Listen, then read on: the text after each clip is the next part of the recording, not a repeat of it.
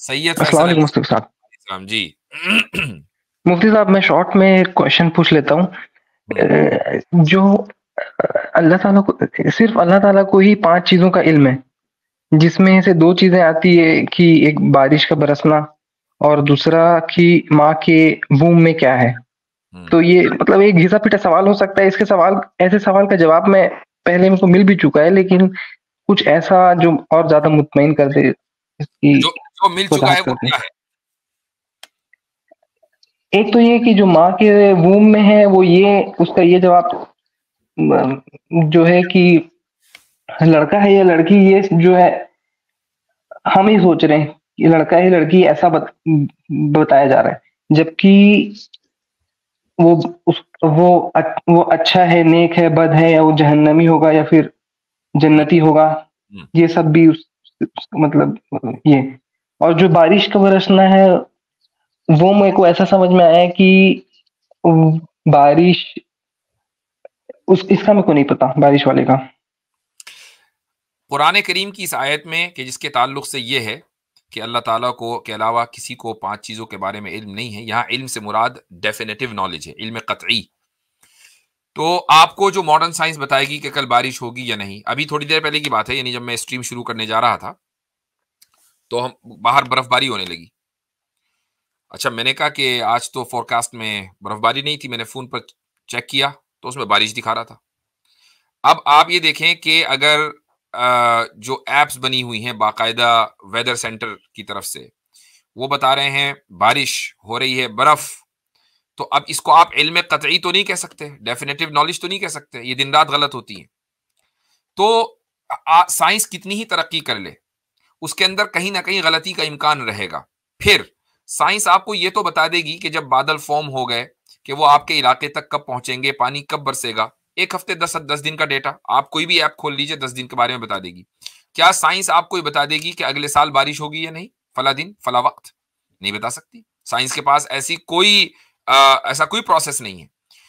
अल्लाह ताला को कायनात के आगाज से लेकर कायनात के इंतहा तक, जब तक ये दुनिया है, जहां जहां बारिश होगी, कितनी होगी, कब होगी, किस वक्त होगी, कितने सेंटीमीटर होगी, चूंकि अल्लाह ताला बारिश का खालिक है, वो मुकम्मल मालूमात है और एक्यूरेसी के साथ है, ये इल्म कतई है।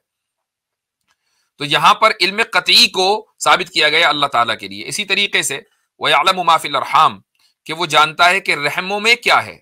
इसमें सिर्फ इंसान इंसान यानी औरत के रहम की बात नहीं हो रही है, बल्कि जितने भी जानदार हैं उनके रहम में क्या है। अल अरहाम, अलिफ लाम जिन्स के लिए है, the category of all the wombs, उसमें क्या है अल्लाह ताला को मालूम है।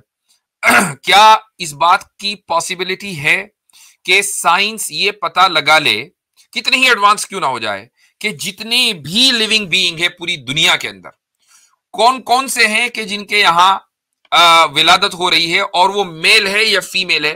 क्या ये इसका इल्म हो सकता है? प्लस आपने खुद इसका जवाब दिया कि माफिल अरहाम के अंदर सिर्फ ये नहीं है कि मेल है और फीमेल है, बल्कि उसको कितना रिस्क मिलेगा, उसकी कितनी मुद्दत होगी, वो नेक होगा कि बदबख्त होगा, ये सारी मालूमात भी। प्लस थर्ड चीज, कुरान करीम ने मन फिल अरहाम का लफ्ज इस्तेमाल नहीं किया, बल्कि मा फिल अरहाम का लफ्ज इस्तेमाल किया है।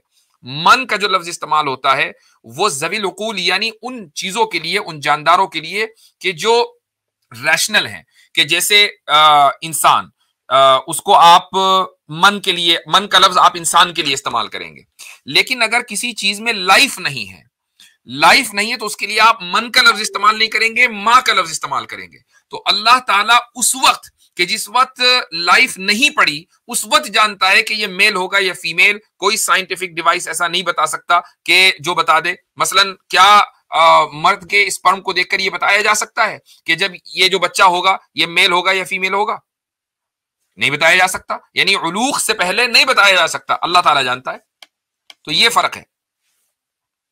दूसरा हजरत, जी मैंने एक वाकया भाई को सुनाना चाहता हूँ, माजरत चाहता हूँ। कुछ साल पहले एक औरत थी जो प्रेग्नेंट हुई और शादी नहीं हुई थी, तो जना करके उसने वो जो बच्चा जो है उसको कंसीव किया। और बाद में पता चला कि जिस मर्द के साथ वो बच्चा होने वाला है ना, उससे वो नहीं एक्सेप्ट कर रहा। तो उस औरत ने प्लान बनाया कि मैं इसको अबॉर्ट कर दूंगी।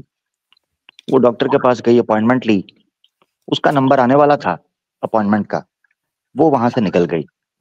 मगर अल्ट्रासाउंड का उसको पता था कि ये लड़का है, तो वो अबॉर्ट हो जाना था, मगर वो निकल गई।